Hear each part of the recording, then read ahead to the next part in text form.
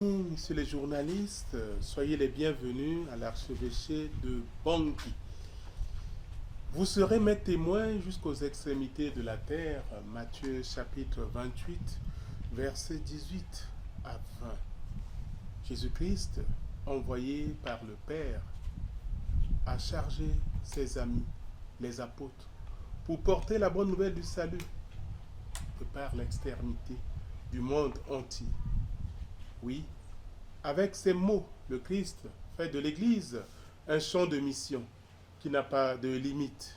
En ce sens, l'archidiocèse de Bangui, depuis 1995, a décidé d'utiliser la radio privée La Voix de l'Espérance, Radio Notre-Dame, pour annoncer la bonne nouvelle du salut, réconforter, consoler, conscientiser, éduquer.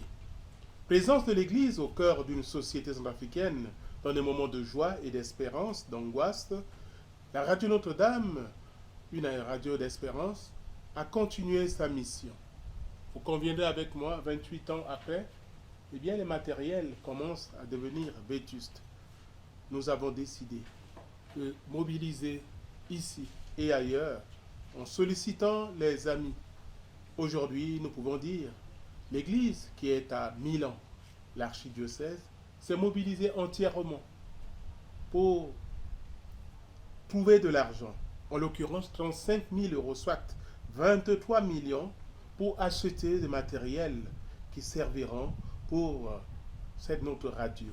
C'est l'occasion ici pour moi de dire un grand merci à l'archidiocèse de Milan, qui vit en communion avec nous, avec son évêque, tous les chrétiens qui ont contribué pour l'achat de ces matériels. Ainsi, aujourd'hui, nous pouvons vous dire qu'il va y avoir des grands changements à la radio Notre-Dame.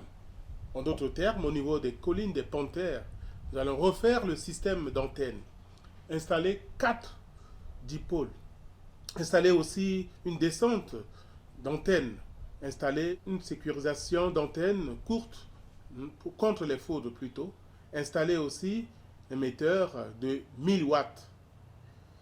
En bas, nous aurons aussi un nouveau studio pour la diffusion qui sera installé avec les paramètres des consoles, des casques que vous aurez l'opportunité de visiter tout à l'heure. Une nouveauté qui arrive avec les kits d'antenne de relais, maintenant que nous allons avoir en bas, va permettre à ce que si jamais il y a des coupures en haut, Radio Notre-Dame continue d'émettre encore en bas. Pylône de 30 mètres sera installé maintenant en bas, capacité avec émetteur de 300 watts pour aider.